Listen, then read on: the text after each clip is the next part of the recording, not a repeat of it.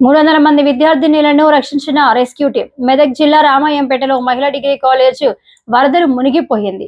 దీంతో 300 మంది విద్యార్థులను చిక్కుకుపోయారు. తక్షణమే రంగంలోకి దిగిన రెస్క్యూ టీం విద్యార్థులను సురక్షితంగా ప్రాంతాలకు తరలించారు.